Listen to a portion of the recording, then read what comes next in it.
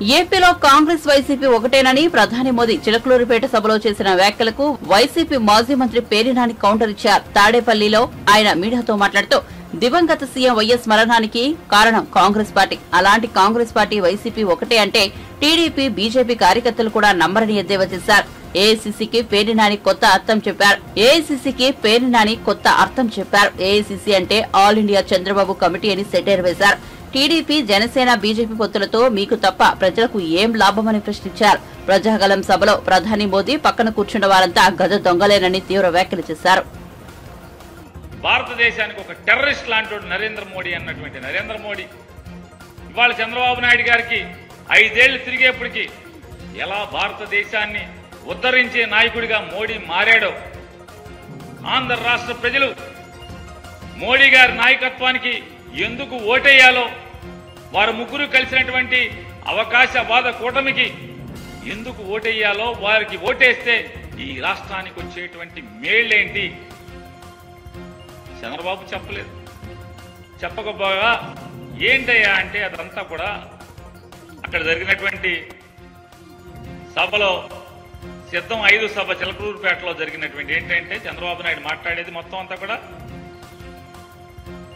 క్షమస్వత్వం అన్యదా శరణం నాస్తి త్వమేవ శరణం మమ అంటే, అయ్యా నన్ను క్షమించు, మోడీ గారు నన్ను క్షమించు, మోడీ గారు నన్ను క్షమించు, నా నోటితో నిన్ను భార్య లేదు, నీకు కుటుంబం లేదు, నీకు నువ్వు ఒక ఎదం చెడిన వాడివి, నువ్వు ఈ దేశానికి నష్టం, ఈ దేశానికి నువ్వు ఒక టెర్రరిస్టు, అరిష్టం, నువ్వు దుర్మార్గుడివి, పాపాత్ముడివి అని నా నోటితో తిట్టాను.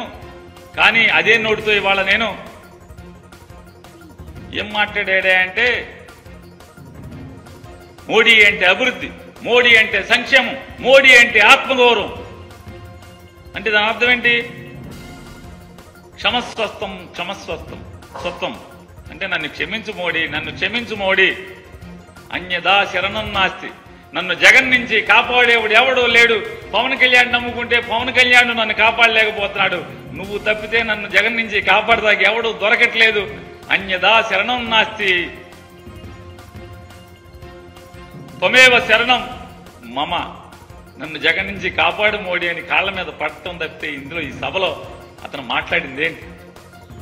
చంద్రబాబు నాయుడు ఏం మాట్లాడాడు? మొన్న ఎందుకు తిట్టాము, ఇవాళ ఎందుకు మోడీ కావాలి ఈ రాష్ట్రానికి? మోడీ వస్తే ఏం చేస్తాడు? ప్రత్యేక హోదా ఆ రోజు 5 ఏళ్లు కాదు 10 ఏళ్లు ఇస్తానని మోసం చేశాడు ఈ రాష్ట్రాన్ని, నాశనం చేశాడు ఈ రాష్ట్రాన్ని అని చెప్పి నోటితో ఇవాళ మోడీ అంటే తెలుగు ప్రజల ఆత్మగౌరవం, మోడీ అంటే దేశ ప్రజల ఆత్మగౌరవం, మోడీ అంటే అభివృద్ధి, మోడీ అంటే సమిక్షేమం, సంక్షేమం కాదు సమిక్షేమం. ఏమైంది? ఏంటి మార్పు కారణం ఏంటి? మోడీ అంటే సంపద సృష్టించే వ్యక్తి, మోడీ అంటే ఒక నమ్మకాన్ని కలిగించే వ్యక్తి. కరోనా సమయంలో మనందరి ప్రాణాలని కాపాడాడు. చంద్రబాబు నాయుడు గారి యొక్క కీర్తి సుధ ఇది. మోడీ గారి గురించి ఆయన వాళ్ళు మాట్లాడినటువంటి కీర్తి సుధ ప్రపంచంలో భారతదేశాన్ని 5వ స్థానాన్ని నుంచి 3వ స్థానానికి తీసుకొచ్చాడు. అమెరికా తర్వాత మళ్ళీ మనమే చెడతలుచుకుని యమకుట్టుడు భజన, మామూలు భజన కాదు చంద్రబాబు భజన, అసలు మామూలుగా హరిలో రంగ హరి. మనందరం మోడీ ఆశయాలతో అనుసంధానం కావాలంట చంద్రబాబు నాయుడు గారి చిత్రం.